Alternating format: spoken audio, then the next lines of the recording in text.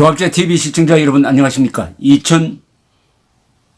2019년 5월 22일 저녁 11시 반입니다. 공지사항을 말씀드리려고 합니다. 자유한국당이 오는 5월 25일 토요일 오후 6시부터 서울 세종문화회관 앞에서 문재인 스톱이라는 캐치프레이즈를 걸고 또 대중집회를 한다고 합니다. 오후 6시부터 하면은 아마 한 2시간 그래 되면 밤 8시 대회 종료 후에 가두행진을 한다고 하니까 이게 촛불을 들지는 않을 것 같고 횃불 집회가 될지 자목 궁금합니다. 아마 자유한국당이 처음으로 야간 집회를 하는 것 같아요. 야간 집회. 요사이 뭐 날씨가 좋고 하니까 야간 집회에 사람들이 많이 모일 것 같기도 합니다.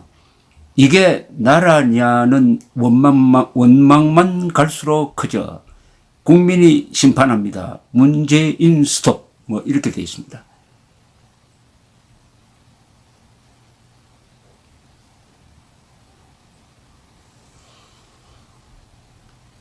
지금 자유한국당이 광화문 집회를 시작으로 해가지고 아주 전국적으로 지금 대중 집회를 이어가고 있습니다.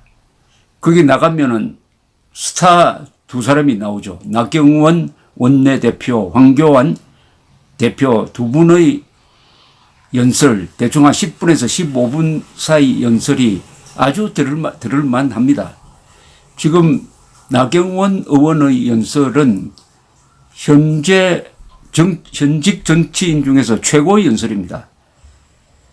목소리도 좋고 그리고 문장도 하나 뭐 어긋나는 게 없고 더구나 그 연설을 이어가는 그 스타일이 아주 리듬을 타면서 이 청중들의 환호를 이끌어내는 게 대단하다는 생각이 들고 그걸 듣기 위해서 가는 사람들이 상당히 많습니다.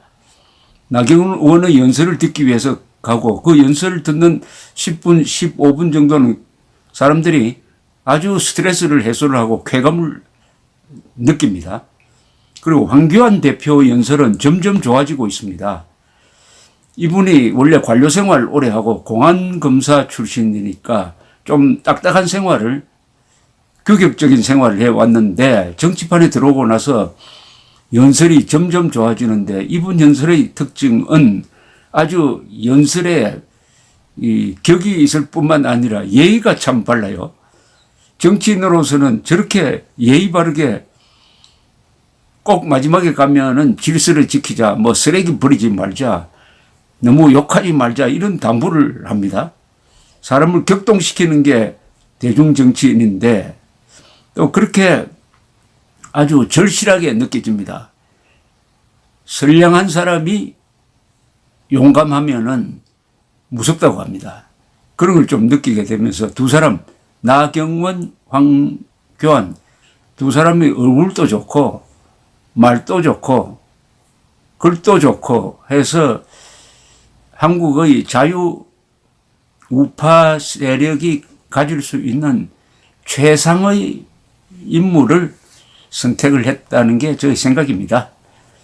문재인, 이해찬 대 나경원, 황교안, 나경원 이 2대2로 딱 얼굴을 비교하고 두 사람이 2대2로 지금 쏟아내고 있는 말의 질 그리고 정확성, 애국심의 여부 등을 비교하면은 아마 상당한 스코어 차로 벌어지지 않을까 하는 생각이 저는 듭니다. 황교안, 나경원 두 분의 이야기에서 제가 위안을 얻는 것은 유머 감각이 있습니다. 그런데 문재인, 이해찬 두 사람의 말에서는 유머 감각이 없어요. 이게 큰 차이입니다. 유머 감각이 있는 분, 유머 감각이 전혀 없고 막말에 가까운 이야기. 최근 문재인 대통령이 한 말 중에 지금 논란의 도화선을 터뜨린 게 있지 않습니까? 광주 사태 39주년 연설을 하면은 국민 통합적 연설을 하고 좀 위로하고 쓰다듬어주는 연설이 되어야 될 텐데 느닷없이 광주에 대해서 딴소리하는 사람은 독재자의 후예다. 이렇게 하니까 막 반발이 튀어나오기도 하고 어제는 탄도미사일을 잘못 발음을 해가지고 단도미사일 했다가 그걸 곧 또 단거리 미사일로 바꾸니까 오늘 한국당에서는 그러면 ICBM은 장도미사일이냐. 황교안 대표는 그럼 발사체 하는데 새총 쏘았다는 이야기냐 이렇게 반박을 하는데 여기에는 유머가 있습니다. 장도미사일 새총이냐. 그런데 아무리 찾아봐도 이해찬 문재인 두 사람 입에서는 이게 유머가 나오지 않아요. 우스개가 잘 나오지 않습니다. 어쨌든 5월 25일 밤 6시부터 저녁 6시부터 밤으로 이어지는 아마 최초의 자유한국당 주최의 최초의 야간 광화문 집회. 광화문 집회가 어떤 모습이 될지 잠옷 기대가 됩니다. 자유한국당이 야성을 지금 되찾고 있습니다. 야당이 여의도에 갇혀 있기만 하면 안 되죠. 대중 속으로 들어가야 되는데 광화문 그리고 전국의 도시를 이렇게 막 돌아다니면서 지금 힘을 길러내고 있습니다. 그리고 역시 이 SNS, 유튜브 이 사이버 세계로 들어가야 됩니다. 또 하나 대학으로 들어가야 합니다. 자유한국당이 다음 해야 될 일은 각 대학의 지부를 만드는 겁니다. 대학에서 욕을 먹더라도 젊은이들과 부딪혀야 합니다. 그런데 20대가 지금 문재인 정권에 매우 비판적이니까 저는 자유한국당이 대학으로 들어갔을 때 그 반응이 그렇게 나쁘지 않을 것이라고 저는 생각을 합니다. 또 하나 공지사항은 지금 청와대 청원 게시판에 들어가 보면은 5개가 탑 5 탑이 올라와 있습니다. 제일 청원 내 동의한 숫자가 많은 게 자유한국당 해산 청원입니다. 183만 1,900명이 현재 동의를 하고 있습니다. 이 해산 청원은 언론에 많이 보도가 되고 또 이 선동 언론, 의용 언론이 열심히 홍보를 해 주었습니다. 그 다음에 여기에 대응해서 더불어민주당 해산 청원은 언론이 묵살을 하고 별로 보도를 안 했는데도 상당히 숫자가 많습니다. 32만 6,128명입니다. 이거야말로 자발적으로 조직적으로 하지 않고 자발적으로 했다는 점에서 36만 돌파는 상당한 의미를 부여해도 되겠습니다. 세 번째가 김무성 전 의원이라고 그랬어요. 현 의원인데 김무성 전 의원을 내란죄로 다스려 주십시오. 볼을 폭파할 게 아니라 청와대를 폭파해야 된다. 뭐 이런 연설을 가지고 이런 지금 청원을 올려놨는데 여기는 21만 3,890명입니다. 네 번째가 국회의원은 국민이 직접 소환할 수 있어야 합니다. 이게 20만 777명이고요. 그 다음 다섯 번째가 문재인 대통령의 탄핵을 청원합니다. 이것도 전혀 언론에 보도가 되지 않았는데도 4월 30일부터 시작해가지고 현재 16만 3,025명입니다. 20만 명 되면 청와대가 답변을 해야 된다고 하니까 앞으로 8일 남았죠. 8일 남았는데 20만을 채울지 말지 좀 아슬아슬합니다. 하루에 5,000명씩 들어와야 하는데 요사이 조금 속도가 떨어졌습니다.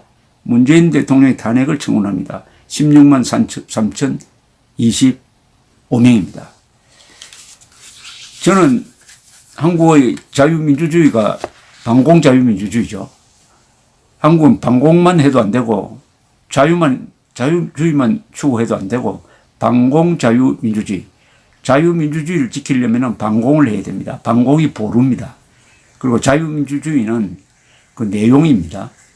위기에 처할 때마다 1948년 8월 15일 건국 기념일 때 이승만 대통령의 연설을 상기합니다. 이승만 대통령은 첫 문장을 이렇게 이야기했습니다. 우리는 민주주의를 믿어야 합니다. 민주주의가 문제를 해결하는데 다소 더디기는 하지만은 종국에 가서는 선이 악을 이긴다고 믿고 민주주의를 할 수밖에 없습니다. 이렇게 이야기를 합니다. 참 위안이 되는 말입니다. 민주주의적으로 문제를 해결해야 됩니다. 지금 한국에서 벌어지고 있는 법치 파괴, 종북 세력, 좌익 세력의 바로 이런 것도 우리가 민주주의적으로 해결해야 됩니다. 민주주의적으로 해결하려면 힘이 있어야 합니다. 그 힘은 어디서 나오냐? 첫째, 여론입니다. 여론. 국민들이 각성을 해야 됩니다. 국민들이 속지 않아야 합니다. 국민의 각성에 의한 건전한 여론 형성. 이게 기본입니다. 그 다음에 사실의 힘, 진실의 힘입니다. 세 번째가 헌법의 힘입니다. 헌법의 힘. 마지막에 이런 게 다 안 통한다 하면 나중에 국군의 힘을 빌릴 때가 있습니다. 왜냐하면 헌법 5조가 이런 상황에 대비해가지고 의미심장한 문구를 남겼습니다. 국군은 국토방위와 국가안전보장의